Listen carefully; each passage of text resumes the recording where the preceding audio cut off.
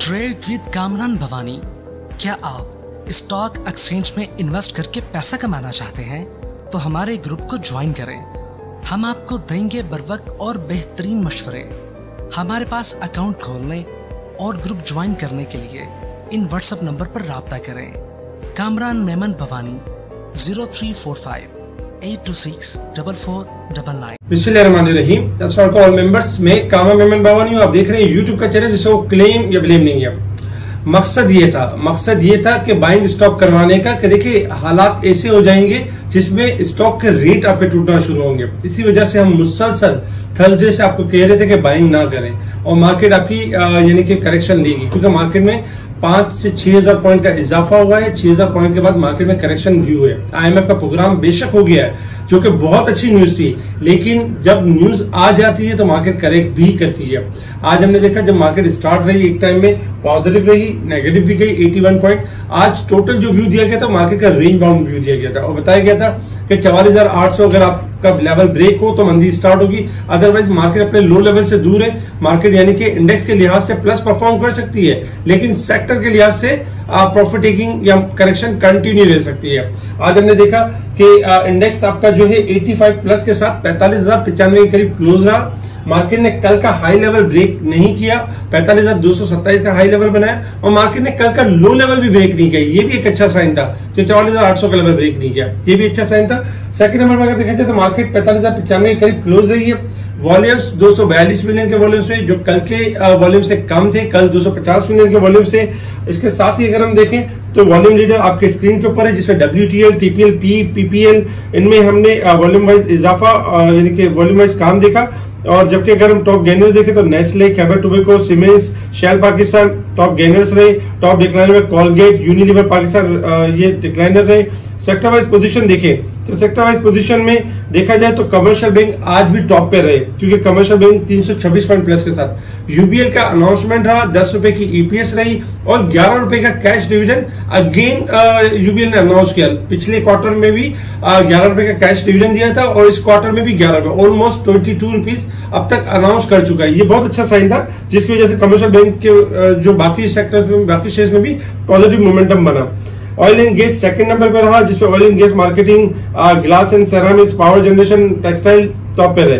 Negative side पर देखें तो केमिकल में गिरावट रही 102 पॉइंट, जबकि technology 71 point, cement sector, fertiliser, pharmaceutical, engineering इनमें हमने गिरावट देखी।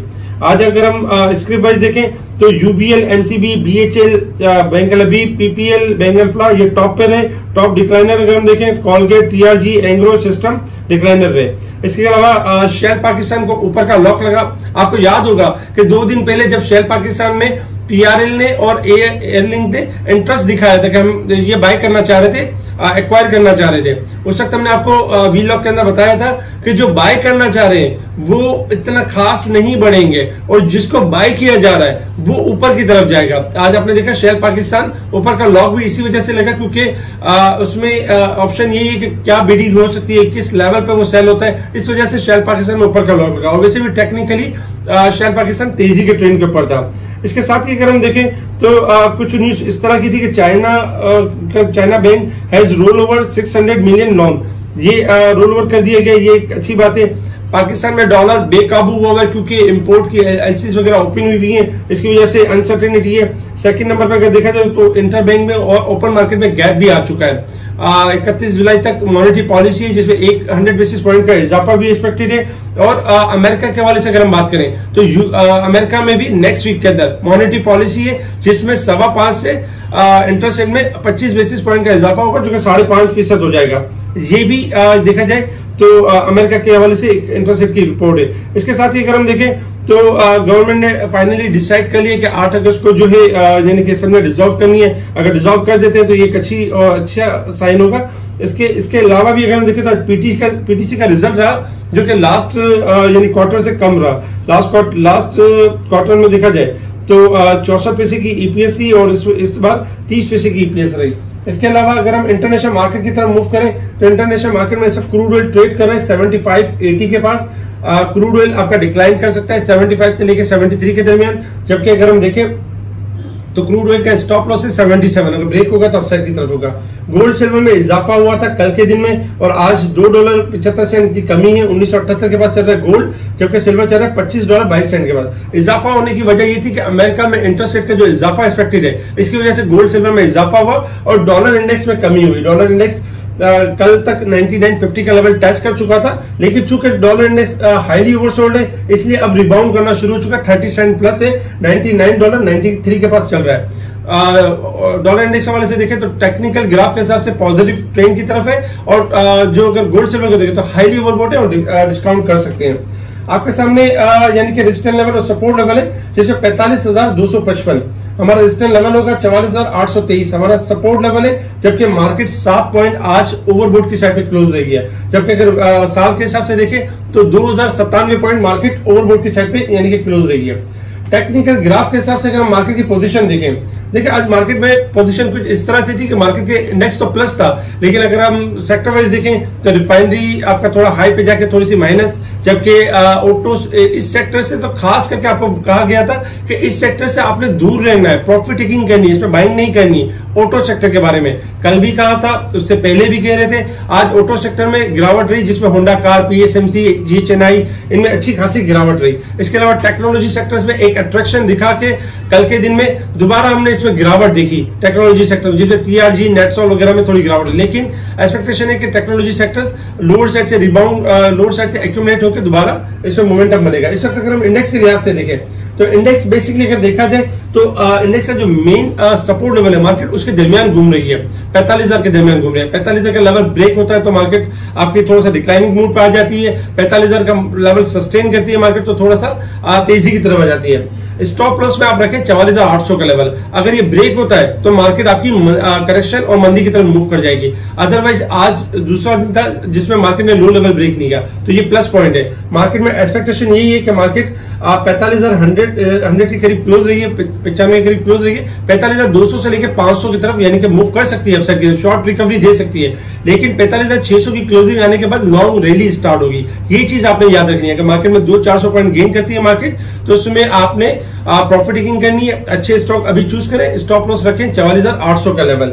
इस वक्त शॉर्ट ग्राफ के हिसाब से मार्केट ओवरसोल्ड पोजीशन के ऊपर है और शॉर्ट रिकवरी बन सकती है।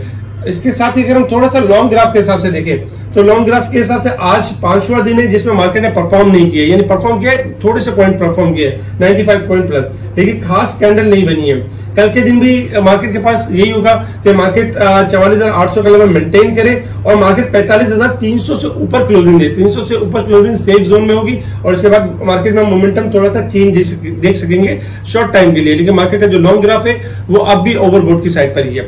इसके अलावा सेक्टर शिफ्टिंग एंड स्वैपिंग होती रहेगी। जिस तरह आज हमने देखा कि मार्केट के इंडेक्स तो गिरावट की तरफ था, यानी कि इंडेक्स के लिहाज से गिरावट बनती थी, लेकिन बैंकिंग सेक्टर ने आज सपोर्ट कर दिया जिसकी वजह से पॉइंट्स हमें प्लस नजर आए। और बाकी हमने स्क्रिप्ट में देखा जाए तो हमने स्क्रिप्ट जो देखे तकरीबन 194 कंपनीज माइनस थी 102 कंपनीज के मुकाबले में, यानी कि 102 कंपनीज पॉजिटिव थी। तो कल इस चीज का आपने खास ख्याल रखना है। सीमेंट सेक्टर काफी लोअर साइड पर आ चुका है, इसमें शॉर्ट सेल बिल्कुल भी ना करें, किसी भी टाइम रिबाउंड कर सकता है। स्टील सेक्टर करेक्शन अच्छी खासी कर चुका है, इसमें शॉर्ट सेलिंग नहीं बनती है। इसके अलावा ऑटो सेक्टर मजीद नीचे जा सकता है जिसमें जीएचएनआई थोड़ा और डिस्काउंट कर सकते हैं। इसके साथ ही अगर हम देखें टेक्नोलॉजी अगर आपका मजीद डिस्काउंट करता है तो इसमें एक्यूमुलेशन फेज बनेगा।